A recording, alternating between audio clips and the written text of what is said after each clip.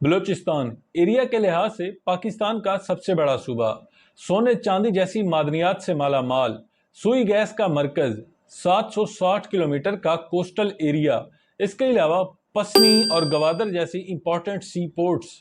यही नहीं, पाकिस्तान का न्यूक्लियर प्रोग्राम भी बलूचिस्तान में ही चलाया गया और पाकिस्तान ने अपने न्यूक्लियर टेस्ट भी चागी बलूचिस्तान में किए। लेकिन दोस्तों, इस सब के बावजूद बलूचिस्तान आज दूसरे पाकिस्तान के सूबों से इंटीग्रेट नहीं हो पाया, और ना सिर्फ इंटीग्रेट नहीं हो पाया बल्कि बहुत ज़्यादा दूरियां पाई जाती हैं और बलूचिस्तान में बहुत ज़्यादा सेपरेटिस्ट ऑर्गेनाइजेशंस भी वर्क कर रही हैं। और इन सब की बहुत सारी वजूहात हैं। मिसाल के तौर पर lowest per capita income, lowest literacy rate, worst health conditions, stunted growth, human rights violations, terrorist organisations वगैरह। तो आखिर ऐसा क्यों हुआ? पाकिस्तान से आज बलूचिस्तान इतना दूर क्यों है और बाकी के सूबे बलूचिस्तान को अपने साथ इंटीग्रेट क्यों नहीं कर पाए? आइए इस सब को ज़रा शुरू से देखते हैं और बलूचिस्तान के इशू को और बलूचिस्तान क्राइसिस को समझने की कोशिश करते हैं। तो चलिए बढ़ते हैं अपनी वीडियो की तरफ।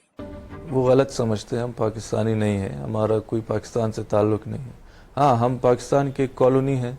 अगर वो हमें पाकिस्तानी समझते भी हैं, नज़र से नहीं देखते, ना वो उस नज़र से किसी सिंधी को देखते हैं, ना उस नज़र से किसी पश्तून को देखते हैं।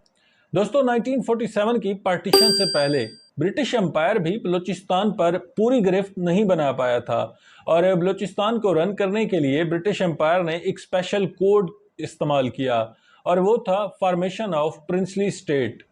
बलूचिस्तान को 4 प्रिंसली स्टेट्स में डिवाइड किया गया: लसबेला, मकरान, खारान और कलात। इन चारों स्टेट्स के नवाबों ने अपने एरियाज में सरदार नॉमिनेट किए और उन सरदारों के थ्रू पूरे एरिया पर अपनी गिरफ्त बनाई। दोस्तों, 1947 तक कायद-ए-आज़म मोहम्मद अली जिन्नाह खान ऑफ कलात के लीगल रिप्रेजेंटेटिव भी रहे और इसीलिए जब पार्टीशन हुआ और प्रिंसली स्टेट्स को मर्ज किया जाने लगा तो कायद-ए-आज़म मोहम्मद अली जिन्नाह ने खान ऑफ कलात से रिक्वेस्ट की कि वो कलात को पाकिस्तान के साथ मर्ज करें, मगर खान ऑफ कलात ने कलात को इंडिपेंडेंट डिक्लेयर कर दिया। फिर इसके बाद 26 मार्च 1948 को पाकिस्तान आर्मी ने इंटरवीन किया और खान ऑफ कलात के साथ ट्रीटी ऑफ असेशन साइन किया। अब दोस्तों, वैसे तो यहाँ तक बलूचिस्तान में सब कुछ ठीक था, मगर मसला ये था कि बाकी के पाकिस्तान में यानी ईस्ट पाकिस्तान और वेस्ट पाकिस्तान में पॉलिटिकल क्राइसिस चल रहा था। अब दोस्तों, इस क्राइसिस को हैंडल करने के लिए वेस्ट पाकिस्तान में 1 यूनिट फार्मूला लाया गया, जिसके अकॉर्डिंगली पाकिस्तान के चारों सूबों पंजाब, सिंध, केपीके और बलूचिस्तान को एक ही प्रोविंस में कन्वर्ट कर दिया गया। लेकिन दोस्तों, इस 1 यूनिट फार्मूला को बलूचिस्तान के लोगों ने एक्सप्लॉयटेशन के तौर पर लिया, क्योंकि बलूचिस्तान की पॉपुलेशन दूसरे सूबों के मुकाबले में बहुत ही कम थी और इसी वजह से ब्यूरोक्रेसी, आर्म फोर्सेस और पॉलिटिक्स में बलूचिस्तान के लोगों की रिप्रेजेंटेशन ना होने के बराबर थी। इसीलिए खान ऑफ कलात ने इस 1 यूनिट फार्मूला से पहले तो एग्री किया, मगर बाद में इससे विदड्रॉ कर लिया। इस विदड्रॉल की वजह से खान ऑफ कलात पर गद्दारी का मुकदमा चला और 6 अक्टूबर 1958 को उन्हें गिरफ्तार कर लिया गया। दोस्तों, इसके अलावा ज़रकज़ई ट्राइब के सरदार नौरोज़ खान ने अपने 500 लोगों के साथ मिलकर पाकिस्तान आर्मी के खिलाफ रिवोल्ट किया। उन्हें भी मिलिट्री ऑपरेशन के जरिए अरेस्ट किया गया और 1964 में खोलू जेल में उनकी मौत हुई। दोस्तों, इस सब के अलावा 1952 में सुई गैस बलूचिस्तान में दरियाफ्त हुई। इस गैस की रॉयल्टीज़ को लेने वालों में सबसे बड़ा जो परसेंटेज था वो था बुगटी ट्राइब का, और इन रॉयल्टीज़ की परसेंटेज बढ़ाने के लिए बुगटी ट्राइब ने पाकिस्तान की गवर्नमेंट पर प्रेशर डाला और इन पाइपलाइंस को कई जगहों पर तबाह किया गया, जिससे सप्लाई चेन डिस्टर्ब हुई। अब इस मामले को हैंडल करने के लिए फिर से आर्मी ने इंटरवीन किया और इस मज़ाहमत को कुचला। और दोस्तों, कमाल की बात यह है कि दुनिया के तरक्की याफ्ता मुल्कों में जब ऐसे इश्यूज उठते हैं तो उसके लिए डेमोक्रेटिक सोल्यूशन लाए जाते हैं, मगर पाकिस्तान में हमेशा मिलिट्री ऑपरेशंस किए गए। आप यकीनन सोच रहे होंगे कि इस सारे दौरानिये में पॉलिटिशियंस कहाँ थे। तो दोस्तों, इस सारे दौरानिये में जो पॉलिटिकल स्ट्रक्चर था बलूचिस्तान का वो बहुत ही ज़्यादा ख़राब रहा।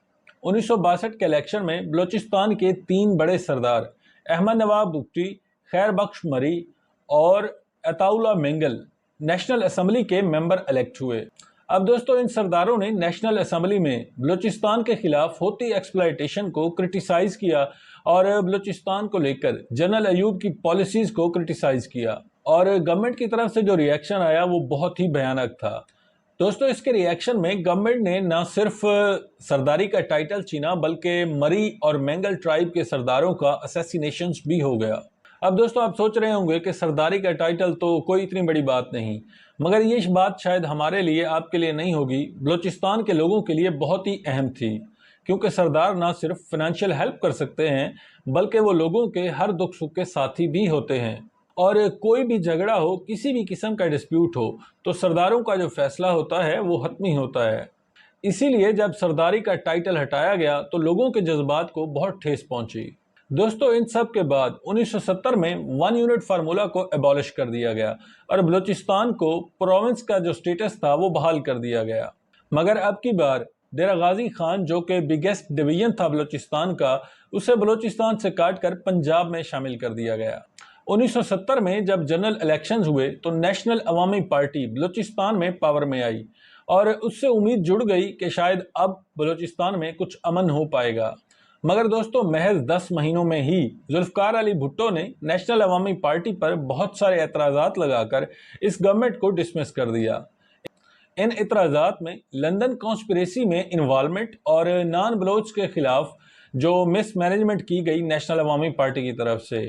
اس کے علاوہ دوستو عراقی ایمبیسی جو اسلام آباد میں تھی اس میں جب سوویت ویپنز ملے تو اس کا الزام بھی بلوچوں کے متھے مڑ دیا گیا۔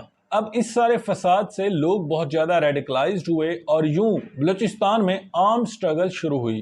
دوستو جب جنرل ضیاء کا دور شروع ہوا تو شروع میں تو بلوچستان میں ریکنسیلیشن کی کوشش کی گئی، مگر جب 1979 میں افغانستان پر سوویت یونین نے حملہ کر دیا تو بہت سارے افغان ریفیوجیز افغانستان سے بلوچستان آئے۔ یہ ریفیوجیز مینلی پشتون پاپولیشن پر مشتمل تھے اور ان کے ساتھ آیا پشتون کلچر اور مدرسے، اور ان جگہ جگہ مدرسے ہونے کی وجہ سے لوگوں میں اسلامائزیشن ہوا اور ایکسٹریمزم کو عروج ملا۔ اب ان حالات میں بلوچستان میں 3 قسم کے کنفلکٹ چل رہے تھے، ایک تھے بلوچ ورسز نان بلوچ، شیعہ ورسز سنی، اور بلوچ ورسز آرمڈ فورسز۔ پھر دوستو 90s کا زمانہ شروع ہوا اور پاکستان میں ڈیموکریسی بحال ہوئی۔ اب حالات کوئی نارمل ہونے ہی والے تھے کہ 9/11 ہو گیا۔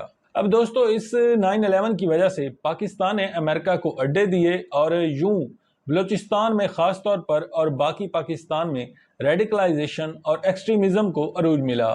بلوچستان کے کولو اور ڈیرہ بگٹی میں سیکیورٹی سچویشن حد سے زیادہ خراب ہو گئی اور دیکھتے ہی دیکھتے پورے بلوچستان میں سیکیورٹی آؤٹ آف کنٹرول ہو گئی۔ اب دوستو سوئی گیس کو لے کر پھر سے رائلٹیز کے معاملے پر کنفلکٹ ہوا اور اکبر علی بگٹی نے پاکستان کی آرمڈ فورسز کے اگینسٹ ریزسٹنس شروع کر دی۔ اب دوستو پھر سے نواب اکبر بگٹی کے اگینسٹ ملٹری آپریشن ہوا اور 26 اگست 2006 کو اکبر بگٹی کو مار دیا گیا۔ یعنی اندازہ لگائیے کہ اگر اس قسم کا کوئی کنفلکٹ آتا ہے تو ایسے میں جو ڈیموکریٹک پاورز ہوتی ہیں وہ اس کا ایک ڈیموکریٹک سلیوشنز نکالتی ہیں، مگر جیسا کہ میں پہلے کہہ چکا ہوں پاکستان میں کوئی ڈیموکریٹک سلیوشنز نہیں ڈھونڈے جاتے، بلکہ ملٹری آپریشن کیا جاتا ہے اور ریزسٹنس کرنے والوں کو کچلا جاتا ہے۔ اب دوستو بلوچستان میں بہت ساری ٹیررسٹ آرگنائزیشنز ورک کر رہی ہیں، مثال کے طور پر BLA Baloch liberation army, BRA لشکر جند اللہ، لشکر جھنگوی، القاعدہ، ISIS، بلوچ راجی اجوئی سنگر وغیرہ۔ تو دوستو اس طرح کے آرگنائزیشنز جب ورک کر رہی ہوں تو صاف ظاہر ہے امن آنا ناممکن ہے۔ اس کے علاوہ دوستو 2011 میں BLA نے مجید فدائین بریگیڈ کے نام سے سوسائیڈ بامبنگ سکواڈ کی بنیاد رکھی، جو بلوچستان کے علاوہ باقی علاقوں میں سوسائیڈ بامبنگ کرنے لگی۔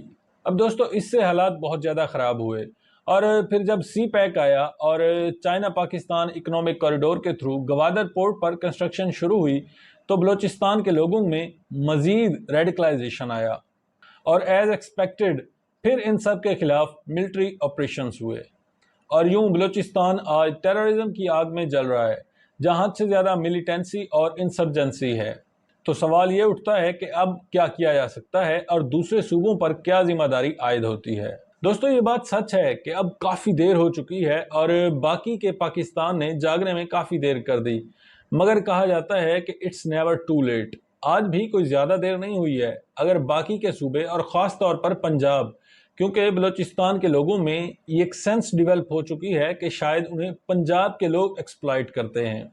तो ये जिम्मेदारी भी पंजाब पर आयद होती है कि बलूचिस्तान के साथ खड़ा हो और उनके हकूक़ की जंग में उन्हें सपोर्ट करें। दोस्तों, अब बाकी सूबों को ये देखना होगा कि अपने अपने कमरे के बजाय पूरे घर का ख्याल रखें, क्योंकि अगर घर बचेगा तभी कमरे बने रहेंगे। दोस्तों, नफ़रत कितनी ही ज़्यादा क्यों ना हो, इसे प्यार से मिटाया जा सकता है। इसी तरह बलूचिस्तान के लोगों के दिलों में जो बाकी सूबों के अगेंस्ट नफ़रत है, उसे प्यार से मिटाया जा सकता है और इसके लिए ख़ास ठोस इक़दामात उठाने की ज़रूरत है। उम्मीद करते हैं वीडियो आपको पसंद आया होगा। वीडियो पसंद आए तो चैनल को सब्सक्राइब करें और बेल आइकन पर क्लिक करें। Thank you.